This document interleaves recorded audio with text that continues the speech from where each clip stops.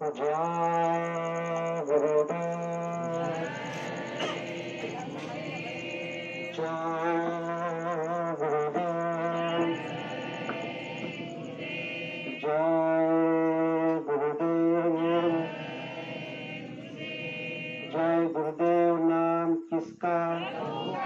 ये नाम नहीं इंसान का। तो प्रेम से बोलिए जय गुरुदेव। विश्वविख्यात योग पुरुष परम संत बाबा जय गुरुदेव जी महाराज, इनके चरणों में अरबों खरबों प्रणाम। सृष्टि रचयिता ईश्वर भगवान, उनके दृश्य अदृश्य शक्तियों को भी कोटि कोटि प्रणाम।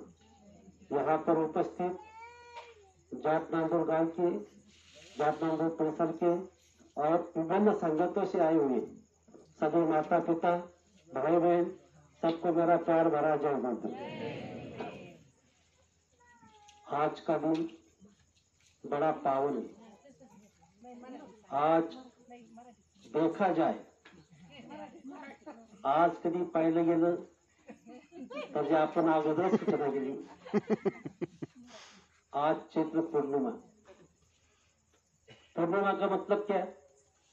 आता मला पहिली गोष्ट तर मराठी जमत नाही, पण तरी आता बोलण्याचा प्रयत्न करतो। आज जे राम भक्त होते, आज विश्वामध्ये ज्यांची पूर्ण ख्याती आहे, पूर्ण गावामध्ये हनुमान रायांचे मंदिर आहे। मंदिर म्हणजे आज त्यांचा जन्मोत्सव। पूर्ण भारत देशामध्ये जन्मोत्सव हनुमानाचा मनवला गेला। तर हनुमानाचा जन्मोत्सव का मनवला गेला आणि प्रत्येक गावामध्ये हनुमानाचे मंदिर का आहे, त्याचा आपण थोडा विचार करावा लागेल। हनुमंताने काय केलं, नेमकं कुठली भक्ती केली की आज सर्व भक्तींमध्ये सर्वात श्रेष्ठ सेवक कधी कोणी असेल तो हनुमान आहे। त्याच पद्धतीने बाबा जय गुरुदेवजी महाराज आपल्या पूर्ण मानव जातीला सांगतायत, असे शिष्य बना की आपली पूजा पूर्ण गावागावांमध्ये व्हायला पाहिजे आणि होईल। फक्त आपल्याला काय करायचे? गुरु आदेशाचे पालन करायचे। कितना पाप भया जगत में अंदाज के बाहर चला, फिर भी संत महात्मा का पुण्य है, इसीलिए जगत से था। गिरी बदरिया पाप की बरस रही अंगार, इस जगत में संत ना होते तो जल मरता संसार। तीन लोक नौ खंड में गुरु से बड़ा न कोई, करता कविता न कर सके गुरु करे सो। जे काही करणारे ते फक्त गुरु। तुम्ही आपण साधारण जीव नाही। पहिली गोष्ट तर म्हणजे आपण आपल्या स्वतःच्या मनाला विचारा की आपण कोण आहे, आपण नेमकं कोण आहेत। आपल्याला बाबाजींनी का निवडलं? या भारत देशामध्ये 120 करोड लोक आहेत, तर 130 करोड म्हणतात, आता 140 करोड म्हणतात। त्याच्यामध्ये तुम्हाला का निवडलं? तुम्हाला का बोलवलं? आमची आणि तुमची ताकद होती की आपण बाबाजी जय गुरुदेवजी महाराजांजवळ जाऊ शकतो? बिलकुल नाही। ज्या पद्धतीने लोह चुंबक असतं, लोखंडाला ते खिचाव करतं, त्या पद्धतीने गुरु महाराजांनी आपल्याला बोलवलं। ज्यावेळेस आपण बाबा जय गुरुदेवजी महाराजांकडे गेलो, तुम्ही काळे आहात का गोरे आहात, कपटी आहात का पापी आहात, मांसाहारी आहात का शराबी आहात, असं बाबाजींनी पाहिलं। तुम्हाला जेवण घेतलं, काय दिलं? जगामध्ये अशी कुठली वस्तू नाही, पूर्ण जगाची संपत्ती एकाच बाजूला ठेवली तरी अशी वस्तू, असं नाम कोणी आपल्याला देऊ शकत नाही, असं नाम आपल्याला बाबाजींनी दिलेलं। जे काम आपले माता पिता करू शकत नाही, असं काम आज बाबाजी आमच्यासाठी करतायत। तर आज आम्ही कुठं आहोत? आम्हाला काय करायला पाहिजे? आज बाबा जय गुरुजी महाराज पूर्ण जगामध्ये सांगतायत तुम्ही या ठिकाणी का आलात, तुमच्या शरीरामध्ये जीवात्मा कुठून आली, या ठिकाणी कशा करता आली आणि मेल्यानंतर कुठे जाते. तुम्ही आपण संपूर्ण गावामध्ये पाहतो आहोत या ठिकाणी जन्माला किती लोक येत आहेत, किती मरत आहेत. आले काही घेऊन आले, मेल्यानंतर काही घेऊन गेले. मग तुम्ही काय घेऊन जाणार. तुम्ही स्वतःला विचारा की मी माझ्या मृत्यू झाल्यानंतर मग मी काय घेऊन जाईल. बाबा जय गुरुजी महाराजांनी सांगितले तुम्ही फक्त तुमचे कर्म घेऊन जाणार. चांगले कर आणि वाईट कर. रामायण मला शिकवते, काय शिकवते. कर्म प्रधान विश्व रचे राखा, जो जस कर्म करी तस फल चाका. गीता आम्हाला समजवते जैसा कर्म करेगा वैसा फल देगा भगवान. हे गीता का ज्ञान. ज्या पद्धतीने तुम्ही कर्म करणार त्या पद्धतीने तुम्हाला भोगावं लागेल. आपण म्हणतो जैसी करणी, किती स्पष्ट शब्दात बोललो तुम्ही. मग आपण खोटं का बोलतो, आपण कोणाची निंदा का करतो, मांस का खातो, शराब का पितो.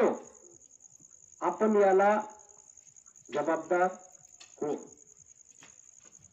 तुम्ही तुमच्या नातेवाईकांमध्ये कोणी खात असेल त्यांना हे का सांगत नाही. मांस खाणाऱ्यांना, दारू पिणाऱ्यांना.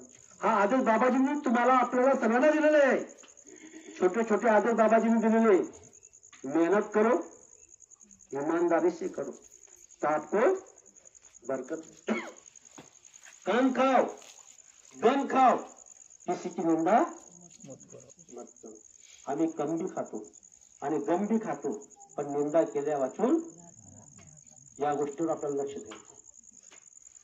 दुसरी गोष्ट, मन की जाने तन की जाने जाने चित्त की चोरी, इस प्रभु से क्या छुपाए, इनके हाथ में सबकी डोरी.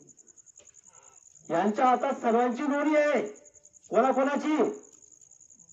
ज्या दिवशी तुम्ही बाबा जय गुरुजी महाराज यांच्याकडे गेले, जोपर्यंत तुम्ही बाबा जय गुरुजी महाराजांकडे गेले नव्हते, नामदान घेतलं नव्हतं, तोपर्यंत तुमची जीवात्माची दोरी ईश्वर भगवान जोड होती. त्याला आपण काल म्हणतो, ईश्वर म्हणतो, गॉड म्हणतो, अल्लाह म्हणतो, ताला म्हणतो. त्यांच्याकडे ही आपली जीवात्माची दोरी होती.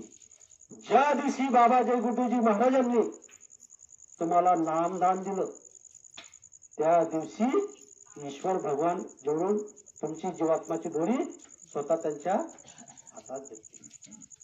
आता विचार करा, त्यांच्यापासून कोणी छुपू शकतं. त्यांनी आपल्याला सांगितलं मेरे दाता के दरबार में सब लोगों का है खाता, जैसी करनी करता वैसा ही फल पाता.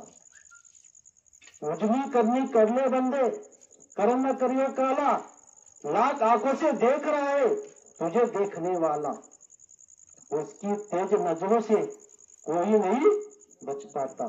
मेरे दाता के दरबार में सब लोगों का है. त्यांच्या दरबारामध्ये सर्वांचे खाते. तुमच्याकडे तुमच्या शरीरामध्ये असा एक कॅमेरा फिक्स आहे. तुम्ही रात्र दिवस उठा बसा, पाप करा, पुण्य करा, भक्ती करा, सिमरन करा, ध्यान करा, भजन करा, अनाप शनाप कर्म करा, निंदा करा, काही करा. तुम्ही ज्यावेळेस तुमची जीवात्मा या ठिकाणाहून जाईल, सांची पुंजी खतम होईल, धर्मदाय जेव्हा तुम्हाला उभं केलं जाईल, त्यावेळेस तिथे फिल्म दाखवली जाईल.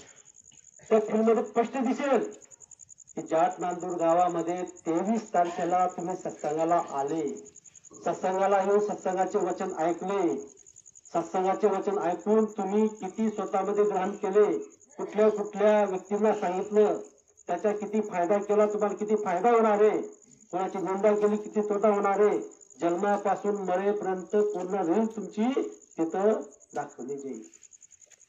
हा भेद आज या धर्तीवर फक्त बाबा जय गुरुजी महाराज पूर्ण देत आहेत. आजपर्यंत आम्ही सर्व ऐकलं, भरपूर संत महात्मा आले, पण काहींनी एक नाम दिलं, काहींनी दोन दिले, काहींनी रूप दाखवले, काहींनी स्थान दाखवले, काहींनी आवाज दाखवले, पण पूर्ण भेद आज बाबा देवगुरुजी महाराजांनी पूरी मानव जातीसाठी दिली. याचा करता आपण म्हणतोय, गुरु दरिया में नहाना मन कही भूल न जाना. गुरु